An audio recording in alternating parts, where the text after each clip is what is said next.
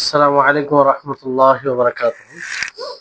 إن الحمد لله نحمده ونستعينه ونستغفره ونعوذ بالله من شرور أنفسنا وسيئات أعمالنا. من يهده الله فلا مضل له ومن يضلله فلا هادي له، وأشهد أن لا إله إلا الله وحده لا شريك له، وأشهد أن محمدا عبده ورسوله. أما بعد، رب اشرح لي صدري ويسر لي أمري واحلل عقدة من لساني يفقهوا قولي. رب زدني علما رب زدني علما. اللهم إني أسألك علما نافعا ورزقا طيبا وعملا متقبلا. সম্মানিত, আজকের আল-আকিদাতুল ওয়াসিতিয়া এই ক্লাসের পঞ্চম ক্লাসে উপস্থিত সুপ্রিয় ভাই সকল ও সম্মানিত বোন, প্রশংসা সে মহান আল্লাহ তাআলার জন্য যে আমাদেরকে পূর্বের মতো আজকেও ক্লাসে উপস্থিত হওয়ার তৌফিক দিয়েছেন। তারপরে আমরা সকলেই নবীর উপরে দুরূদ ও সালাম, তার উপরে দুরূদ পাঠ করব, যে নবীর ফলে আমরা হেদায়েতের পথ পেয়েছি। আজকে ইনশাআল্লাহ আমরা এখান থেকে পড়ব যে ওয়াশহাদু আন্না মুহাম্মাদান আবদুহু ওয়া রাসূলুহু সাল্লাল্লাহু আলাইহি ওয়াসাল্লাম ওয়া আলা আলিহি ওয়া সাহবিহি ওয়া সাল্লামা তাসলিমান মাজিদা। এর পূর্বে আমরা শাহাদাতের যে প্রথম অংশ সে সম্পর্কে আমরা জেনেছিলাম, আর আজকে দ্বিতীয় অংশ সম্পর্কে আমরা জানব। তো এখানেও এই কথার সাক্ষ্য প্রদান করা হচ্ছে যে আমি সাক্ষ্য প্রদান করছি মুহাম্মদ সাল্লাল্লাহু আলাইহি সাল্লাম তার বান্দা ও তার রাসূল সাল্লাল্লাহু আলাইহি ওয়া আলা আলিহি ওয়া সাহবিহি ওয়া সাল্লামা তাসলিমান মাজিদা। আল্লাহ তাআলা তার প্রশংসা করেন এবং তার বংশধর, তার সঙ্গীদের আর তাদের উপরে আল্লাহ তাআলা সালামত শান্তি বর্ষণ করুন। তো এই একটা বিষয় এখানে যে কালেমায়ে শাহাদাতে কিংবা এই জায়গায় দুই শাহাদাতকে এক করে দেওয়া হয়েছে। এক রিসালাতের শাহাদত, রিসালাতের সাক্ষী, আর এক হচ্ছে আল্লাহ তাবারক ওয়া তাআলার ইবাদত, যে ইবাদত তার জন্যই করতে হবে, সেই ইবাদত এক আল্লাহর জন্যই হবে, উবুদিয়ত একমাত্র যার হবে তিনি হচ্ছেন আল্লাহ তাবারক ওয়া তাআলা। তো এটার সাক্ষ্য প্রদান, তো দুই সাক্ষীকে এক সাক্ষী হিসেবে, মানে এক সাক্ষী বানিয়ে দিয়েছে কালেমায়ে শাহাদাতে যেটা রয়েছে। এখান থেকে এটা স্পষ্ট হয় যে এই দুটাই এক অপরকে আবশ্যিক করে, মানে এই দুটো এক অপর থেকে পৃথক নয়, আলাদা নয়। যদি কেউ আল্লাহ তাবারক ওয়া তাআলার জন্য সাক্ষ্য প্রদান করে যে আল্লাহ ছাড়া সত্য কোনো মাবুদ নেই, তো স্বাভাবিকভাবে তাকে মানতে বাধ্য হতে হবে যে মুহাম্মদ সাল্লাল্লাহু আলাইহি সাল্লাম তার বান্দা ও তার রাসূল। কেউ যদি মুহাম্মদ সাল্লাল্লাহু আলাইহি সাল্লামের রিসালাতের সাক্ষ্য প্রদান করে যে মুহাম্মদ সাল্লাল্লাহু আলাইহি সাল্লাম আল্লাহর রাসূল, তো তাকেও স্বাভাবিকভাবে মানতেই হবে কিংবা মানতে সে বাধ্য যে আল্লাহ তাবারক ওয়া তাআলা তিনি এক, অদ্বিতীয়, তিনি ছাড়া সত্য কোনো মাবুদ নেই। এক অপরকে এটা আবশ্যক করে, জরুরি, দুটোই জরুরি। এই জন্য দেখবেন আল্লাহ তাআলা বিভিন্ন জায়গায় দুটোকে মিলিয়ে দিয়েছেন। আমরা আজান দিই, তো সেই আজানও রয়েছে যে আশহাদু আল্লা ইলাহা ইল্লাল্লাহ, আমি সাক্ষ্য প্রদান করছি যে আল্লাহ ছাড়া সত্য কোনো মাবুদ নেই। তারপরে বলা হয় আশহাদু আন্না মুহাম্মাদার রাসূলুল্লাহ, যে আমি সাক্ষ্য প্রদান করছি যে মুহাম্মদ সাল্লাল্লাহু আলাইহি সাল্লাম আল্লাহর রাসূল। তো এখানেও আজানও দুটোকেই বলা হয়েছে এবং তাশাহুদও আমরা তাই বলি। তাশাহুদও দুটোরই আমরা শাহাদাত দিই। আত্তাহিয়াতু শেষের দিকে।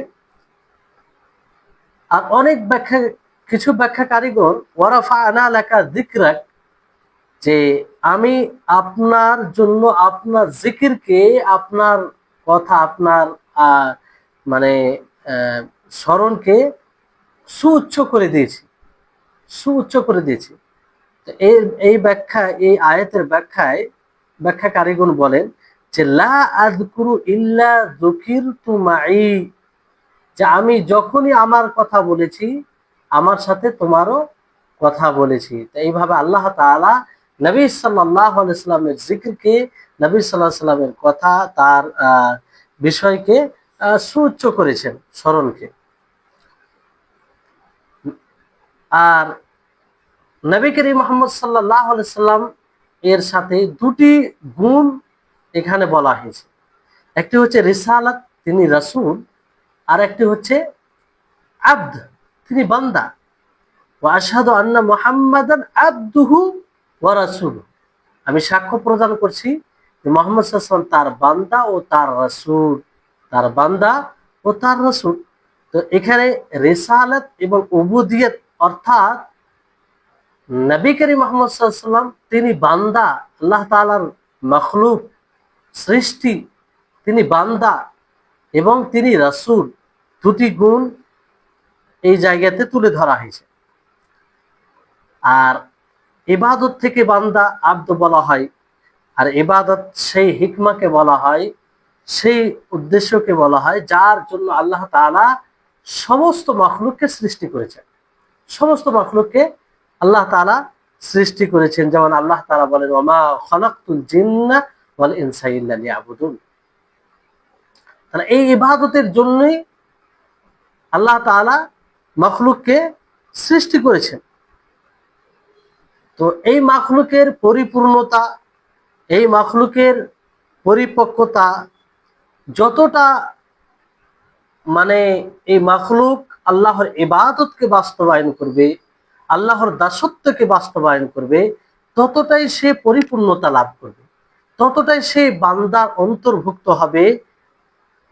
আর তার মানে উবুদিয়ত, যে আল্লাহ তাবারক ওয়া তাআলার উবুদিয়ত, তার ইবাদত, এটা ততটাই বৃদ্ধি পাবে, এটা বাস্তবায়ন হবে।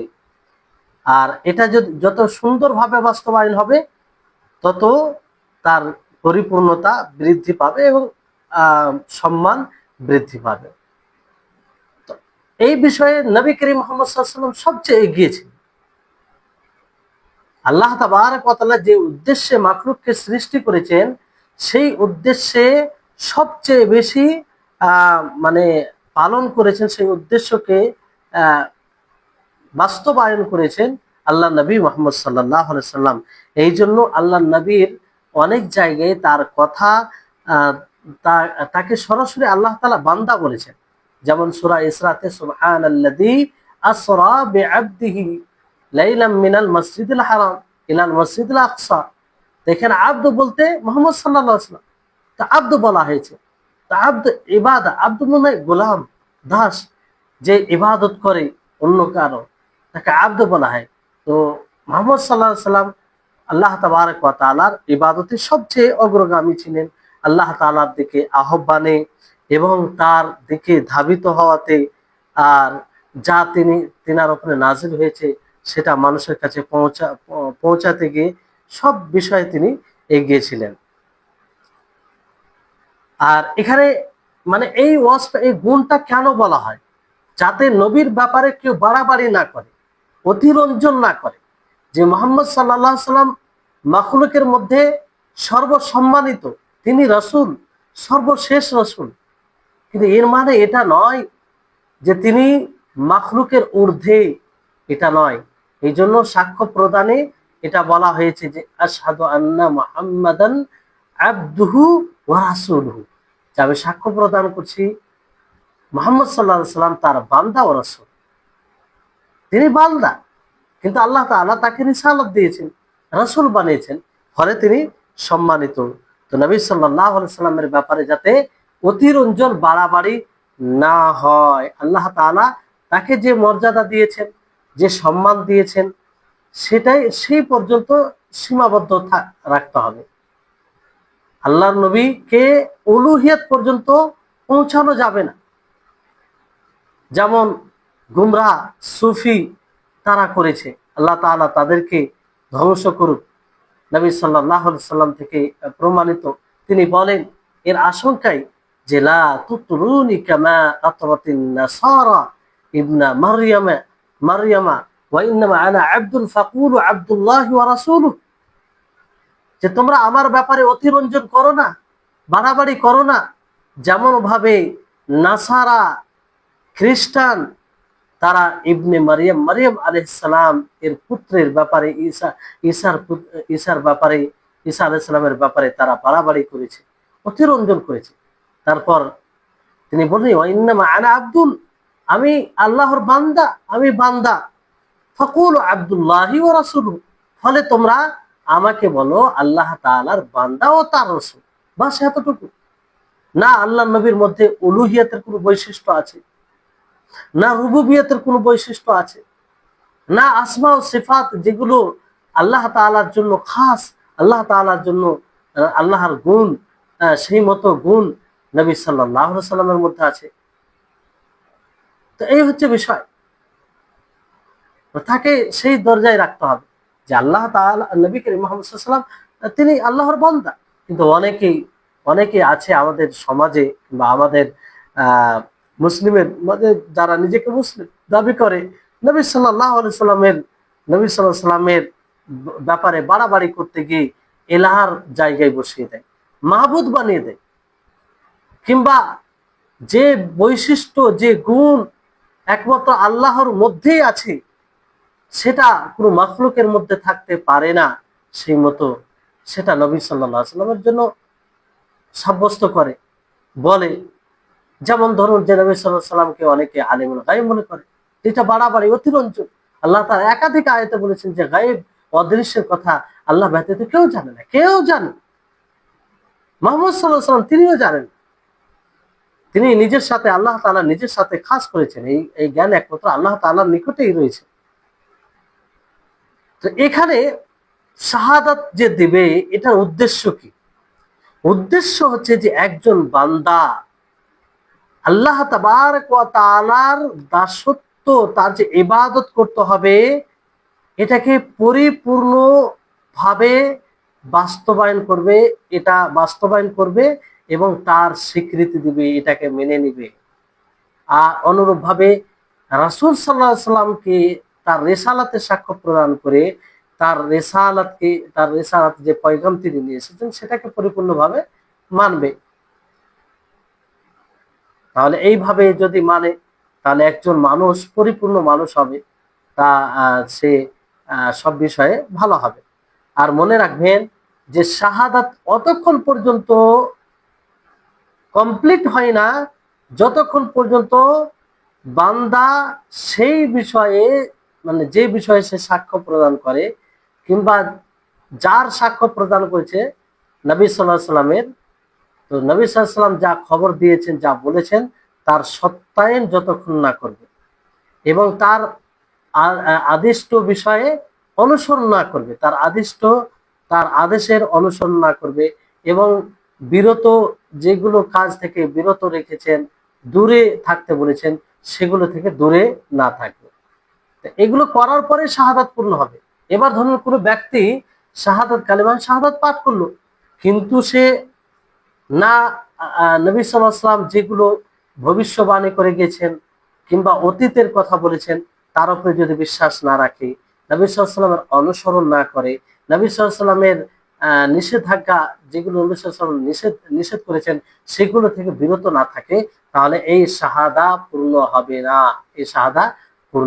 হবে না, তারপরে সালাত বলা হয়েছে যে ওয়া আশহাদু আন্না মুহাম্মাদান আবদুহু ওয়া রাসূলুহু, আমি সাক্ষ্য প্রদান করছি যে মুহাম্মদ সাল্লাল্লাহু আলাইহি ওয়াসাল্লাম তার বান্দা ও তার রাসূল। সাল্লাল্লাহু আলাইহি ওয়া আলা আলিহি ওয়া সাহবিহি ওয়া সাল্লামা তাসলিমান মাজিদা। তো আল্লাহ তাআলা তার প্রশংসা করেছেন তার বংশধরের, তার পরিবারের এবং তার সঙ্গীদের, আর আল্লাহ তাআলা তাদের উপরে অধিক প্রশান্তি শান্তি বর্ষণ করুন। তো এইখানে সলাৎ বলতে কি, সলাৎ কাকে বলে? সাল্লাল্লাহু, আমরা যেমন যখনই নবী সাল্লাল্লাহু আলাইহি সাল্লামের নাম শুনি তখন আমরা কি বলি? সাল্লাল্লাহু আলাইহি সাল্লাম। তো এই সাল্লাল্লাহু আলাইহি সাল্লাম থেকে এর অর্থ কি, এখানে সলাতের অর্থ কি? তো সলাতের এটা লফজি কিংবা শাব্দিক অর্থ হচ্ছে দোয়া করা। কি করা? দোয়া করা। যেমন আল্লাহ তাআলা বলেন ওয়াসাল্লি আলাইহিম, তাদের জানাজা পড়ো। এই জানাজা একটি দোয়া। ইন্না সলাতাকা সাকানুল লাহুম, কারণ আপনার দোয়া, আপনার জানাজা তাদের জন্য শান্তির কারণ হবে। তো কিন্তু যখন আল্লাহ তাআলার পক্ষ থেকে সালাত বলা হবে রাসূলের জন্য, আল্লাহ তাআলা রাসূলের জন্য সালাত সালাত যদি বলেন, কিংবা আমরা আল্লাহ তাআলা রাসূলের উপরে সালাত কি করবে এরকম কিছু ব্যবহার করি, তো সেখানে অর্থ হবে যে আল্লাহ তাআলা তার প্রশংসা করেন, তার প্রশংসা করেন। যখনই সালাতুল্লাহি আলা রাসূলিহি, আল্লাহ তাআলা তার রাসূলের প্রশংসা করেন ফেরেশতাদের নিকটে, এই অর্থ। তাহলে এটা আল্লাহর পক্ষ থেকে যখন ব্যবহার হবে তখন এর অর্থ হবে যে আল্লাহর পক্ষ থেকে রাসূলের জন্য ব্যবহার হবে, তখন এর অর্থ হবে যে আল্লাহ তাআলা তার প্রশংসা করেন। আর ফেরেশতার পক্ষ থেকে যখন এটা হবে তখন এর অর্থ হবে ইস্তিগফার, ক্ষমা চাওয়া। ইস্তিগফার, ফেরেশতাগণ ইস্তিগফার করেন। যেমন হাদিসে আছে, বিশুদ্ধ হাদিসে, ওয়াল মালাইকাতু ইউসাল্লুনা আলা আহাদিকুম মা দামা ফি মাজলিসিহি আল্লাযী সাল্লা ফীহি ইয়াকুলুনা আল্লাহুম্মা ইগফির লাহু আল্লাহুম্মা আরহামহু, যে ফেরেশতাগণ তারা তোমাদের মধ্যে কারো জন্য ইস্তিগফার করে যতক্ষণ পর্যন্ত সে ওই মজলিসে, ওই জায়গায় বসে থাকে যে জায়গায় সে সালাত আদায় করেছে বা করবে। ফেরেশতাগণ বলতে থাকে আল্লাহুম্মা ইগফির লাহু আল্লাহুম্মা আরহামহু, যে হে আল্লাহ তাকে তুমি ক্ষমা করো আর তুমি তার উপরে রহম বর্ষণ করো। কিন্তু মানুষের পক্ষ থেকে যখন এটা ব্যবহার হবে তখন তার অর্থ তাজাররু, দোয়া, মানে মিনতি, বিনয় এর অর্থে আসে এবং দুয়ার অর্থে আসে। কিসের অর্থ? দুয়ার অর্থ। তারপরে বলা হয়েছে যে ওয়ালা আলিহি ওয়া সাহবিহি ওয়া সাল্লামা তাসলিমা। এবার আল বলতে কি? আল ওয়ালা আলিহি, নবী সাল্লাল্লাহু আলাইহি সাল্লামের আলের উপরে, বংশধরের উপরে। এটা আল বলতে এখানে ওয়া আলিহি বলতে কি উদ্দেশ্য? ওয়া আলিহি বলতে উদ্দেশ্য যে আল্লাহ তাবারক ওয়া তাআলা যাদের উপরে সাদকা হারাম করেছেন, আর তারা হচ্ছে বানু হাশিম, বানু মুত্তালিব, তাদের উপরে সাদকা হারাম। ওয়া ইউরাদু বিহি ওয়া হায়া, আর এই থেকে কখনো উদ্দেশ্য হয় যে যারা তারা তার দিনকে অনুসরণ করে, দিনের উপরে থাকে। আল বলতে দুটো এখানে বলা হচ্ছে, যে যাদের উপরে এক আল্লাহ তাআলা যাদের উপরে সাদাকা হারাম করেছেন, আর তারা হচ্ছে বানু হাশিম, বানু মুত্তালিব। আর দ্বিতীয় হচ্ছে যে ওই সব লোকদেরকে বলে যারা তার দিনের উপরে থাকে, দিনের উপরে থাকে, দিনের অনুসরণ করে। ওয়া আলা আলিহি ওয়া সাহবিহি আসমান, ওয়া আলা আলিহি, এই শব্দটি, আল শব্দটি আসলে আহল ছিল, কিন্তু হাকে লামে, মানে হাকে হামজাতে পরিবর্তন করা হয়, আর দুটি হামজা একসাথে হয়ে যায়, ফলে মাদের সাথে বলা হয়। জি। আর সাহাবিহি মানে নবী সাল্লাল্লাহু আলাইহি সাল্লামের সাথীগণের কথা বলা হচ্ছে, নবী সাল্লাল্লাহু আলাইহি সাল্লামের সাথীগণের কথা। আর সালাম হচ্ছে আল্লাহ তাবারক ওয়া তাআলার নাম। সালাম হচ্ছে আল্লাহ তাবারক ওয়া তাআলার নাম, যার কাছ থেকে, যে সত্তার কাছ থেকে সমস্ত অপছন্দনীয় জিনিস থেকে সালামতে দোয়া করা হয়। আর এটি আল্লাহর নাম সমূহের মধ্যে একটি নাম। মানে এই নাম, যখনই আল্লাহ তাআলার এই নামটি আমরা স্মরণ করব, তখন এর ভাব অর্থ, মানে এর অর্থ হবে এটা যে আল্লাহ তাআলা সমস্ত ত্রুটি, আইব থেকে পবিত্র, আইব থেকে পবিত্র। জি। তারপর তাসলিমান, এটা তো অতিরিক্ত ভাবে বলা হয়েছে। এরপরে লেখক রাহিমাহুল্লাহ, শাইখুল ইসলাম ইবনে তাইমিয়া রাহিমাহুল্লাহ, তিনি বলেন যে আম্মা বাদ ফাহাদা ইতিকাদুল ফিরকাতিন নাজিয়া আল মানসুরা ইলা কিয়ামিস সাআতি আহলিস সুন্নাহ ওয়াল জামাআহ। যে আম্মা বাদ, এরপরে এটা নাজাত প্রাপ্ত ফিরকার দলের আকীদা, যে যার সহযোগিতা করা হয়েছে সেই নাজাত প্রাপ্ত দলের আকীদা ইলা কিয়ামিস সাম আল মানসুরা ইলা কিয়ামিস সাম, মানে কিয়ামত পর্যন্ত যার সহযোগিতা করা হবে, আর সেটা হচ্ছে আহলুস সুন্নাহ ওয়াল জামাআহ। তো এটার ব্যাখ্যা আম্মা বাদ, এটা নবী সাল্লাল্লাহু আলাইহি ওয়াসাল্লাম বলতেন, কথা বলা, যেটা সামনে কথা বলতে, কিছু কথা বলার পরে কিংবা খুতবার পরে এটা বলতেন। জি, তো এখানে লেখক রাহিমাহুল্লাহ, শেখুল ইসলাম ইবনে তাইমিয়া রাহিমাহুল্লাহ, তিনি আহলুস সুন্নাহ ওয়াল জামাত নাজাত প্রাপ্ত দলের আকীদা বর্ণনা করবেন এখান থেকে। মানে ইতিকাদ শব্দ তিনি ব্যবহার করেছেন। তো ইতিকাদ কাকে বলে? এটা আসলে ইতিকাদা ইয়াতাকিদু, এই মাসদার থেকে, না মানে এই ফেল থেকে মাসদারে ইতিকাদ, যার অর্থ হচ্ছে আকীদা, ধারণা, ধারণা স্থির করা, আকীদা বানানো। যেমন আকাদা জমির ওয়াল কলব বলা হয়, আকাদা আলাইহি আয-যমির ওয়াল কলব, যার উপরে জমির মানে হৃদয় ধারণা করলো, গিরা দিল। তো আকীদা থেকে আকাদা ইয়াতাকিদু, আকাদা ইয়াকুদু থেকে ইতাকাদা ইয়াতাকিদু, আকীদা বানানো, আকীদা ধারণা স্থির করা। আর ফিরকা বলতে মানুষের মধ্যে একটি জমাত, আন্নাজি আর মানসুরা, এই ব্যাপারে হাদিস রয়েছে যে নাজাত প্রাপ্ত দল, যার সহযোগিতা করা হবে কিয়ামত পর্যন্ত। যেমন নবী করিম মুহাম্মদ সাল্লাল্লাহু আলাইহি ওয়াসাল্লাম বলেন, লা তাজালু তাইফাতুম মিন উম্মতি আলাল হাক্কি মানসুরা লা ইয়াদুররুহুম মান খাযালাহুম হাত্তা ইয়াতি আমরুল্লাহ। যে আমার উম্মতের মধ্যে একটি দল, তারা হকের উপরে প্রতিষ্ঠিত থাকবে, তাদের কেউ ক্ষতি করতে পারবে না, এমনকি কিয়ামত সংঘটিত হয়ে যাবে, আল্লাহ তাআলার হুকুম চলে আসবে। তাহলে এই হাদিস থেকে এটা স্পষ্ট হচ্ছে যে সকলেই সফল হবে না, সকলেই নাজাত পাবে না, বরং যারা নাজাত প্রাপ্ত দলের অন্তর্ভুক্ত হবে তারাই নাজাত পাবে। মানে একটি দল প্রতিষ্ঠিত থাকবে, তারা হকের উপরে থাকবে, যাদের কিয়ামত পর্যন্ত সহযোগিতা করা হবে। অন্য হাদিস এইভাবে নবী করিম মুহাম্মদ সাল্লাল্লাহু আলাইহি ওয়াসাল্লাম তিনি বলেন, সাতাফতারিকু হাযিহিল উম্মাতু আলা 73 ফিরকা কুল্লুহুম ফিন-নার ইল্লা ওয়াহিদা ওয়া হিয়া মান কানা আলা মিথলি মা আনা আলাইহি আল-ইয়াওম ওয়া আসহাবি। যে এই উম্মত 73 দলে বিভক্ত হবে, আর কুল্লুহুম ফিন-নার, সকলেই জাহান্নামে যাবে, ইল্লা ওয়াহিদা, কিন্তু একটি দল, ওয়াহিয়া মান কানা আলা মিথলি মা আনা আলাইহি আল-ইয়াওম ওয়া আসহাবি, আর সেই দলটি কারা? যারা আমার উপরে এবং আজ আমি যার উপরে আছি, আজ আমি যার উপরে আছি এবং আমার সাহাবায়ে কেরাম যে পদ্ধতির উপরে আছে, সেই পদ্ধতির উপরে যারা থাকবে তারাই নাজাত পাবে, তারাই নাজাত প্রাপ্ত দল হবে। সম্মানিত উপস্থিতিগণ, এখানে একটি বিষয় আমাদেরকে ভাবতে হবে। এটা মানে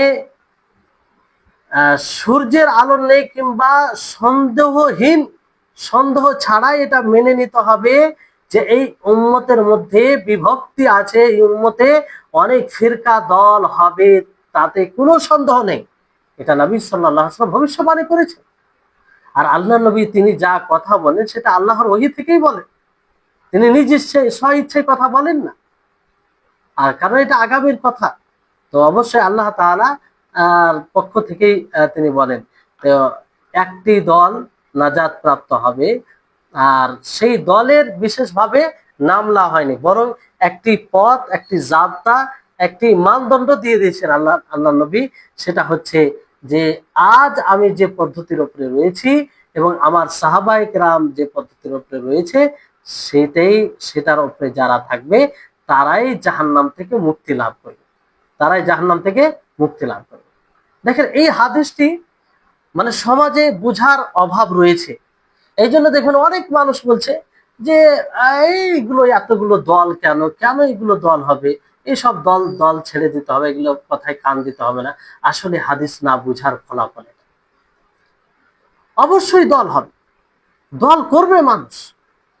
নবী সাল্লাল্লাহু আলাইহি সাল্লাম কিসের জন্য বলেছেন যে সাতাফতারিকু হাযিহিল উম্মাহ আলা 73 ফিরকা, যে এই উম্মত 73 দলে বিভক্ত হবে, সকলেই জাহান্নামে যাবে, একটি দল তারা নাজাত প্রাপ্ত হবে, নাজাত পাবে। তাহলে আমাকে আপনাকে এই বিষয়ে সিরিয়াস হতে হবে, সচেতন হতে হবে, যে শুধু মুসলিম হলেই চলবে না। মুসলিম তো সকলে নিজেকে দাবি করে। এবার আপনি যে মুসলিম আছেন, কেমন মুসলিম আপনি? আপনি কেমন মুসলিম? কারণ দুনিয়াতে অনেক বিদআতি পথভ্রষ্ট দল রয়েছে, তারাও নিজেকে মুসলিম বলে দাবি করে। আপনি কি তাদের মতো মুসলিম? আপনি কি সেই 73 দলের অন্তর্ভুক্ত, সেই 72 দলের অন্তর্ভুক্ত যারা সকলেই জাহান্নামে যাবে একটি দল ছাড়া? তাদের অন্তর্ভুক্ত তো নয়। এই এটা তো ভাবতে হবে। আর আপনি কখন বুঝতে পারবেন যে আপনি তাদের মধ্যে নয়? যখন আপনি দেখবেন যে আপনার ইসলাম, আপনার দিন, আপনার ইবাদত কার পদ্ধতি, কোন পদ্ধতি? নবী সাল্লাল্লাহু আলাইহি ওয়াসাল্লাম যেভাবে করতে বলেছেন সেভাবে করছেন, সাহাবায়ে কেরাম যেভাবে করেছেন সেভাবে আপনি করছেন। এই হচ্ছে মানদণ্ড। তাহলে এটা যদি আমরা স্মরণে রাখি, আমরা কখনো হক থেকে বেরিয়ে যাব না। হকের মানদণ্ড, হকের জাবতা নীতি তিনি একটা দিশা দেখিয়ে দিয়েছেন। কারণ সকলে দাবি করে। কে কে বলে যে আমরা পথভ্রষ্ট, আমরা সঠিক পথে নেই? কেউ বলে কোন দল আছে এরকম যে বলে না। তা আপনি কোন দল নাজাত প্রাপ্ত, কোন দল নাজাত প্রাপ্ত নয়, আপনি কোরআন হাদিসে নিরিখে যাচাই করতে পারেন। কারণ নবী সাল্লাল্লাহু আলাইহি ওয়াসাল্লাম তাই বলেছেন যে যারা নবীর পদ্ধতি অনুযায়ী থাকবে, সাহাবায়ে কেরাম তার নবী সাল্লাল্লাহু আলাইহি ওয়াসাল্লামকে দেখে যে পদ্ধতিতে ছিল সেই পদ্ধতিতে থাকবে। তাই হচ্ছে বিষয়। তো আহলুস সুন্নাহ ওয়াল জামা, আসলে এটা ফিরকার পরিবর্তে বলা হয়েছে। আহলুস সুন্নাহ ওয়াল জামা বলতে ওই ফিরকা, যেটা একটি দল হবে, যারা নাজাত প্রাপ্ত হবে, যারা জাহান্নাম থেকে মুক্তি লাভ করবে, তাদেরকেই আহলুস সুন্নাহ ওয়াল জামাআ বুঝায়। আহলুস সুন্নাহ ওয়াল জামাআ তিনি বুঝাতে চেয়েছেন শাইখুল ইসলাম ইবনে তাইমিয়া রাহিমাহুল্লাহ, যে আহলুস সুন্নাহ ওয়াল জামাআ বলতে সেই নাজাত প্রাপ্ত দল, সেই নাজাত প্রাপ্ত দল। আর সুন্নাহ, আহলুস সুন্নাহ ওয়াল জামাআ, সুন্নাহ বলতে সেই পদ্ধতিকে বলা হয় যে পদ্ধতির উপরে তার রাসূল সাল্লাল্লাহু আলাইহি সাল্লাম ছিলেন এবং তার সাহাবায়ে কেরাম ছিলেন। বিদআত ও খুরাফাত আবির্ভাব হওয়ার পূর্বে, বিদআত ও খুরাফাত আবির্ভাব হওয়ার পূর্বে যেই পদ্ধতির উপরে নবী সাল্লাল্লাহু আলাইহি সাল্লাম ছিলেন, তার সাহাবা ছিলেন, সেটাই হচ্ছে সুন্নাহ, সেটাই হচ্ছে সুন্নাহ। আর যেহেতু এখানে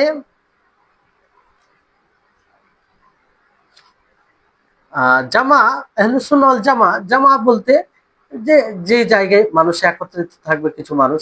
আর আহলুস সুন্নাহ ওয়াল জামা, সুন্নাহ বলতে তো আপনারা বুঝতে পারলেন, যে শুনলেন যে আহলুস সুন্নাহ বলতে ওই পদ্ধতি, যে পদ্ধতির উপরে নবী সাল্লাল্লাহু আলাইহি ওয়াসাল্লাম ছিলেন এবং তার সাহাবায়ে কেরাম ছিলেন। আর ওয়াল জামাত বলতে যে কিছু মানুষ। এইখানে ওই জামা বলতে এই উম্মতের পূর্বের উত্তরসূরিগণ, যেমন সাহাবায়ে কেরাম, তাবেঈন এবং যারা বিশুদ্ধ সঠিক হকের উপরে একত্রিত হয়েছে কিতাবুল্লাহ ও সুন্নাতে রাসূল অনুযায়ী, তারাকে বোঝাচ্ছে, তাদের দলকে বোঝাচ্ছে। তারপরে লেখক রাহিমাহুল্লাহ তিনি আকীদা শুরু করলেন। তিনি যে বললেন যে এটা হচ্ছে আহলুস সুন্নাহ ওয়াল জামাআহ ফিরকায়ে নাজিয়ার ইতিকাদ, ধারণা, আকীদা। কি? ঈমান বিল্লাহ থেকে শুরু করলেন। ওয়াহুয়াল ঈমানু বিল্লাহি ওয়া মালাইকাতিহি ওয়া কুতুবিহি ওয়া রুসুলিহি ওয়াল বা'থি বা'দাল মাউতি ওয়াল ঈমান বিল কদরি খাইরিহি ওয়া শাররিহি। যে আর সেটা হলো আহলুস সুন্নাহ ওয়াল জামাতের যে আকীদা, নাজাত প্রাপ্ত দলের যে আকীদা, সেটা হচ্ছে আল্লাহর উপরে ঈমান নিয়ে আসা, তার ফারিস্তাগণের প্রতি ঈমান নিয়ে আসা, তার কিতাব সমূহের প্রতি ঈমান নিয়ে আসা, তার রাসূলগণের প্রতি ঈমান নিয়ে আসা, এবং মৃত্যুর পরে পুনরুত্থিত হবে তার উপরে ঈমান নিয়ে আসা, আর ভালো মন্দ ভাগ্যের প্রতি ঈমান নিয়ে আসা। ঈমানের যেটা ছটা রুকুন, এটাকে আর কানুন ঈমান বলা হয়। কারণ কোন ব্যক্তির ঈমান এই 6টি জিনিসের মধ্যে কোনো একটি জিনিসের যদি ঈমান না থাকে, সঠিক ধারণা না থাকে, তো তার ঈমান পরিপূর্ণ হবে না, পরিপূর্ণ হবে না। আর এখানে কোনো আপোষ নেই, এই 6টি বিষয়ে জ্ঞান রেখে ঈমান রাখতে হবে। যদি কোনো একটি বিষয়ে কোনো বান্দা, কোনো মানুষ অস্বীকার করে দেয়, তাহলে সে কুফরি করবে এবং কাফের হয়ে যাবে, কাফের হয়ে যাবে। আর এর কথা হাদিসে জিবরিলও রয়েছে। অনেকে হয়তো পড়েছেন, আল উসুলুস সালাসা যারা পড়েছেন তাদের মনে আছে আশা করি, যে সেটা সেখানে পুরোপুরি ব্যাখ্যা করা হয়েছে। তো হাদিসে জিবরিলে যেমন আনতুমিনা বিল্লাহি ওয়া মালাইকাতিহি ওয়া কুতুবিহি ওয়া রুসুলিহি ওয়া তুমিনা বিল বাআসি বা'দাল মাউতি ওয়া বিল কদরি খাইরিহি ওয়া শাররিহি। তারপরে ফারিস্তা। এবার আল্লাহর উপরে ঈমান কিভাবে নিয়ে আসবে, এখানে আলোচনা সেদিকে যাচ্ছে না, কারণ প্রত্যেকটা জিনিসের ব্যাপারে যদি এইভাবে আলোচনা শুরু করা যায় তাহলে অনেক লং হয়ে যাবে।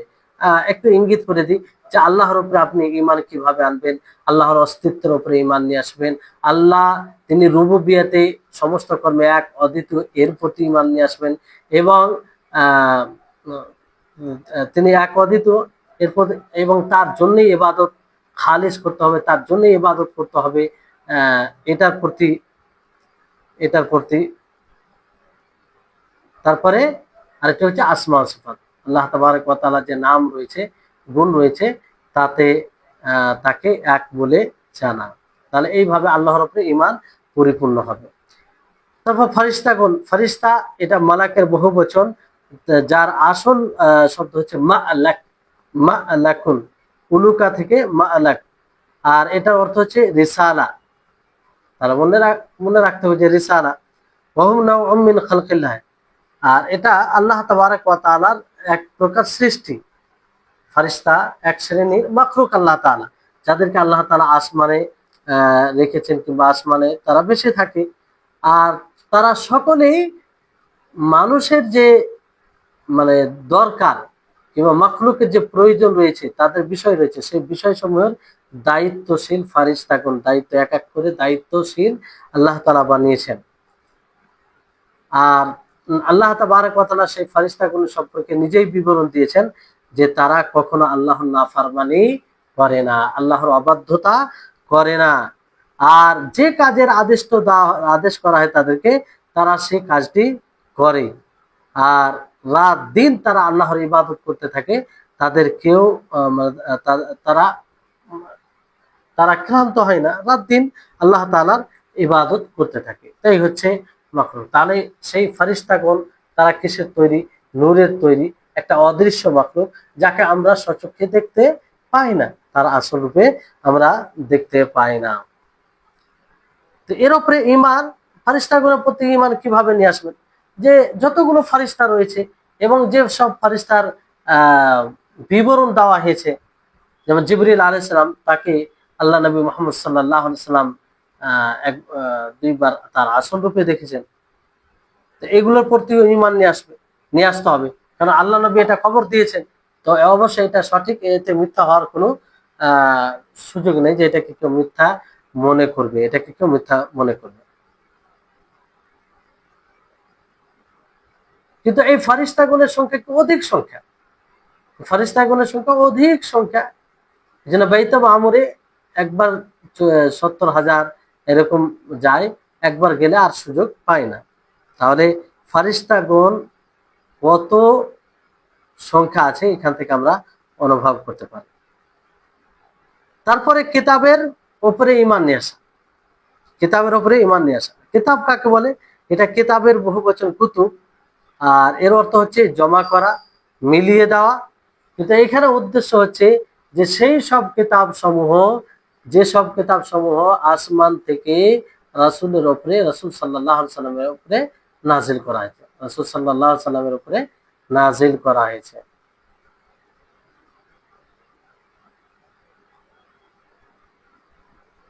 আর অনেকগুলো কিতাব আছে যেগুলো আমরা জানি, যেমন সুফি ইব্রাহিম, তাওরাত যেটা মুসা আলাইহিস সালামের উপরে নাজিল হয়েছে, তারপরে ইনজিল যেটা ঈসা আলাইহিস সালামের উপরে নাজিল হয়েছে, তারপর জবুর যেটা দাউদ আলাইহিস সালামের উপরে নাজিল হয়েছে, আর কোরআনুল কারীম সেটি আখেরি আসমানি গ্রন্থ। আর তিনি সমস্ত জিনিসের তাসদিক করে। আর পূর্বের যতগুলো কিতাব রয়েছে, গ্রন্থ রয়েছে, তার উপরে তিনি বিচারক, মানে মুহাইমিন,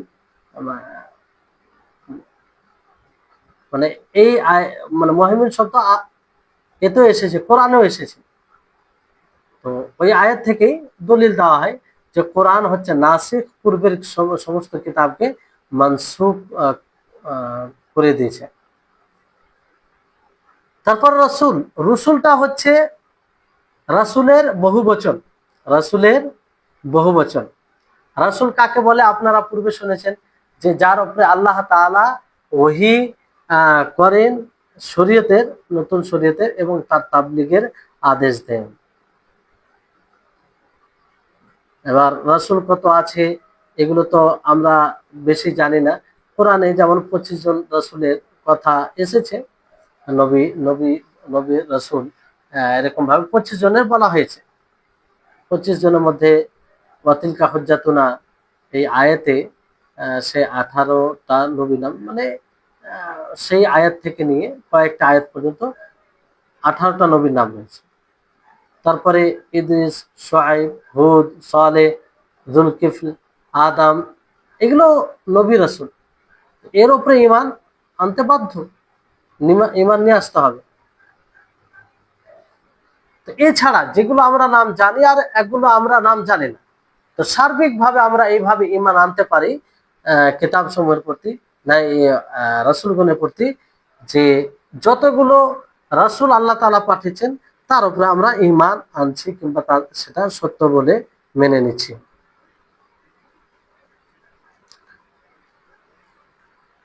আর এই রাসূলগণের মধ্যে সবাই রাসূল, কারো এরকম কাউকে নিচে করা যাবে না।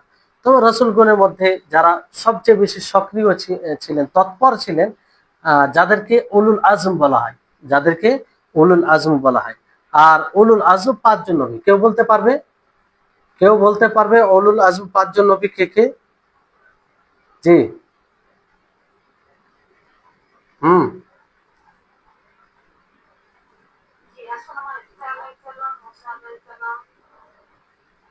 হ্যাঁ, ইব্রাহিম আলাইহিস সালাম, নূহ আলাইহিস সালাম, মুসা আলাইহিস সালাম, ঈসা আলাইহিস সালাম, মুহাম্মদ সাল্লাল্লাহু আলাইহি সাল্লাম। তাহলে এই 5 জন রাসূলকে উলুল আজম বলা হয়, মানে সবচেয়ে সক্রিয়, তৎপর ছিলেন। তো এনারা সবচেয়ে উত্তম। আর এই ব্যাপারে আয়াত রয়েছে সূরা আহজাবের 7 নম্বর আয়াতে 5 জন রাসূলের কথা বলা হয়েছে, ওয়াইদ আখাযনা মিনান নাবিয়্যিনা মিসাকাহুম ওয়া মিনকা ওয়া মিন নূহি ওয়া ইব্রাহিম ওয়া মূসা ওয়া ঈসা ইবনে মারইয়াম।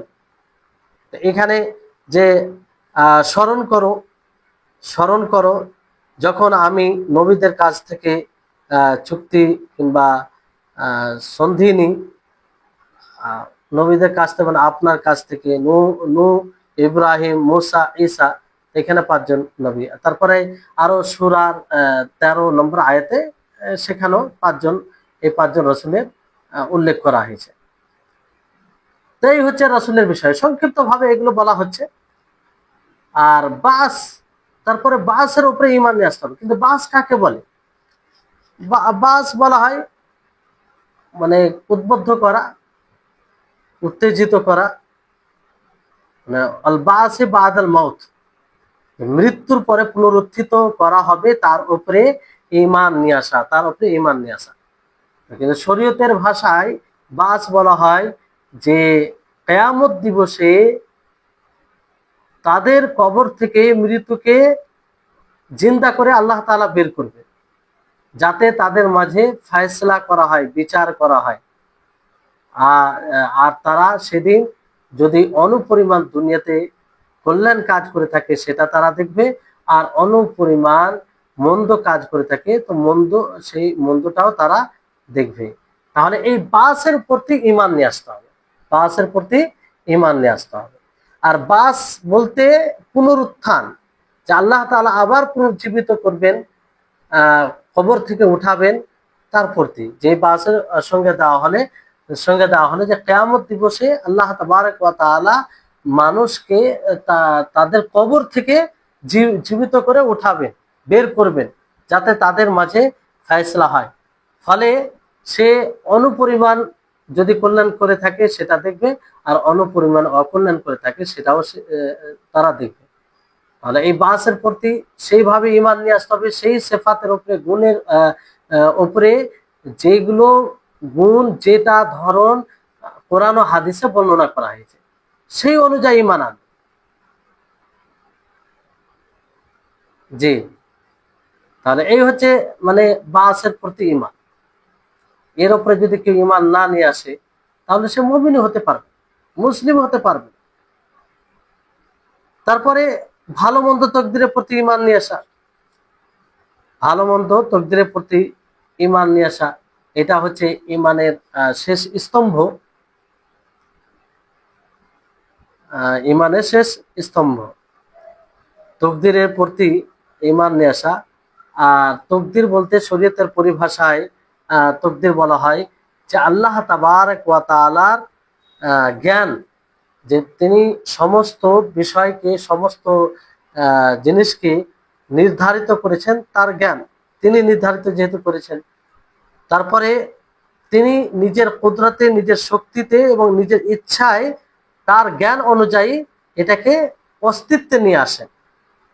এটাই হচ্ছে তাকদীর। তাকদীর হচ্ছে আল্লাহ তাবারক ওয়া তাআলার জ্ঞান, আল্লাহ তাবারক ওয়া তাআলার জ্ঞান। কারণ আল্লাহ তাআলা তো জানেন যে তার বান্দা আগামীতে কি করবে, আগামী কাল কি করবে, আগামী 2 দিন পর কি করবে, দুই বছর পর কি করবে, মৃত্যু পর্যন্ত সে কি করবে, আল্লাহ তাবারক ওয়া তাআলা জানছে। সেটাই হচ্ছে তাকদীর, সেটাই তাকদীর। হাদিসে রয়েছে আউয়ালু মা খালাকাল্লাহু আল কালামা ফাকালা লাহু উকতুব ক্বালা ওয়া মা আকতুবু ক্বালা উকতুব কুল্লামা হুয়া কাইনুন, যে সর্বপ্রথম আল্লাহ তাআলা কলমকে সৃষ্টি করেন, তো সেই কলমকে বলা হয় উকতুব, তুমি লিখো। ওয়া মা আকতুব, কলম বলে আমি কি লিখবো? তখন বলা হলো যে উকতুব কুল্লামা হুয়া কাইনুন, যে তুমি যা কিছু হচ্ছে সবকিছু লিখো, যা কিছু হচ্ছে সবকিছু লিখো।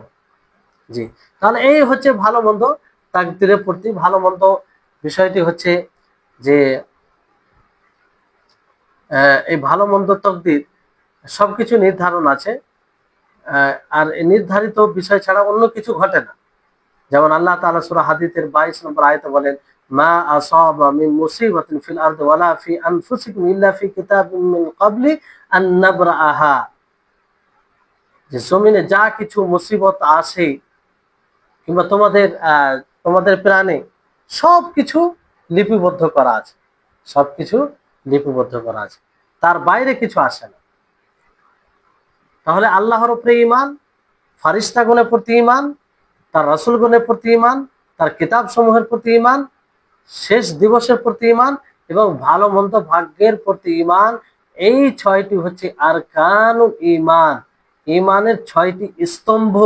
তার মধ্যে যদি কোনো একটি বিষয় ছুটে যায় তাহলে যার যার কাছ থেকে ছুটবে সে মুমিন, মুসলিম হতে পারে না। সে সময় তাকে বলা বলা যাবে না, বলতে যে যদি কোনো ব্যক্তি একটা বিষয়ের অস্বীকার করে তাহলে তাকে কাফের মনে করতে হবে, জেনে শুনে বুঝে যদি এরকমটা করে। তো এই হচ্ছে বিষয়। তারপরে লেখক রাহিমাহুল্লাহ আবার বলছে যে আমিনাল ঈমান বিল্লাহি আল ঈমান বিমা ওয়াসাফা বিহি নাফসাহু ফি কিতাবিল আজিজ, যে আল্লাহ তাবারক ওয়া তাআলার উপরে ঈমান নিয়ে আসা, আর ঈমান ওই বিষয়ের উপরে নিয়ে আসা যেটার সাথে আল্লাহ তাআলা মানে যার বিবরণ দিয়েছে সেই বিবরণ অনুযায়ী ঈমান নিয়ে আসা। আল্লাহ তাবারক ওয়া তাআলা নিজের সম্পর্কে অনেক কিছু বলেছেন, তো সেই নিজের অনেক গুণ ব্যক্ত করেছেন, তো সেই গুণ সহ তার উপরে ঈমান নিয়ে আসা। আল্লাহ তাবারক ওয়া তাআলা কিতাবুল্লাহ মানে তার কিতাব গ্রন্থে সবকিছু অনেক গুণ তুলে ধরেছে। তো সেই গুণ সহ মানে এক কথায় যতটুকু কোরআন ও হাদিসে প্রমাণিত সেই সেই অনুযায়ী তার ঈমান নিয়ে আসতে হবে। তারপরে বলা হচ্ছে ওয়াবিমা ওয়াসাফাহু বিহি রাসূলুহু মুহাম্মদ সাল্লাল্লাহু আলাইহি ওয়াসাল্লাম মিন গায়রি তাহরিফিন ওয়ালা তা'তিলিন ওয়া মিন গায়রি তাকয়ীফিন ওয়ালা তামসিল। এবং ওই জিনিসের উপরে ঈমান নিয়ে আসতে হবে যার সাথে আল্লাহ তাবারক ওয়া তাআলা তার রাসূলকে গুণান্বিত করেছেন, রাসূল মুহাম্মদ সাল্লাল্লাহু আলাইহি ওয়াসাল্লামকে। তো সেগুলোর উপরে ঈমান কিভাবে নিয়ে আসতে হবে যে তাতে কোনো বিকৃতি ঘটানো যাবে না, আর না কোনো একটা বিষয়কে ছাড়া যাবে, কোনোভাবে ছাড়া যাবে না, আর না তার কোনো ধরন বর্ণনা করা হবে এবং তার সাদৃশ্য দেওয়া হবে। অর্থাৎ তার আসমা ও সিফাতের বিষয়ে এখানে বলা হচ্ছে। এখান থেকে সিফাতের আলোচনা শুরু হবে। আল্লাহ তাআলা যেটা এই বইয়ের মানে মূল অধিকাংশ আলোচনা আল্লাহ তাআলার সিফাতকে নিয়ে, যেটা খুব গুরুত্বপূর্ণ। এই জন্য বলা হয় যে সবচেয়ে উত্তম জ্ঞান আল্লাহ তাবারক ওয়া তাআলার নাম ও গুণ সম্পর্কে জানা। কারণ একজন মানুষ যখন আল্লাহ তাআলার নাম ও গুণ সম্পর্কে জ্ঞান অর্জন করবে, সে আল্লাহকে জানতে পারবে, সে আল্লাহকে বুঝতে পারবে, সে আল্লাহ কত বড় সত্তা, তিনি কত শক্তির মালিক, এটা বুঝতে পারবে। আর যখনই এটা অনুধাবন হবে তখনই কি হবে, তার ইবাদত করবে, তাকে উপেক্ষা করবে না, তাকে উপেক্ষা করবে না। তো এই আসমা ও সিফাত, যেমন আল্লাহ তাবারক ওয়া তাআলা সামি, তিনি শুনেন, তিনি বাসির, তিনি দেখেন। আল্লাহ তাআলা কবি, তিনি শক্তিশালী। এভাবে কাহার, জব্বার, অনেক নাম রয়েছে এবং তার গুণ রয়েছে। তো সেগুলোকে সেভাবেই তার উপরে ঈমান নিয়ে আসা, যে তাতে যাতে কোনো প্রকারের বিকৃতি না ঘটে, কিংবা একটাকে স্বীকার করলো, একটাকে মেনে নিল আর একটাকে ছেড়ে দিল, এরকমটা না হয়। আর কোনো ধরন বলা যাবে না, কোনো সাদৃশ্য দেওয়া যাবে না। যেমন আল্লাহ তাবারক ওয়া তাআলার হাত আছে, তো আল্লাহ তাআলার হাত আছে এতটুকু আমরা কোরআন থেকে বুঝতে পারি, ফলে আমরা এর উপরে ঈমান নিয়ে আসবো। কিন্তু আমরা কখনো বলবো না যে আল্লাহ তাআলার হাত অমুকের মতো, অমুক মাখলুকের মতো, এটা বলা যাবে না। কারণ এটা বলতে গেলে তখন শিরক হয়ে যাবে, শিরক হয়ে যাবে। আর এটা জায়েজই নয়। কারণ আল্লাহর সত্তার সাথে কোনো সত্তা আহ মানে আসতে পারে না, তার সমতুল্য নয়। কারণ মাখলুক, আল্লাহ সত্তা ছাড়া যতগুলো বিষয় রয়েছে সব মাখলুক আল্লাহ তাআলা সৃষ্টি। তো একজন সৃষ্টি স্রষ্টার চেয়ে কি করে মানে এগিয়ে যায়।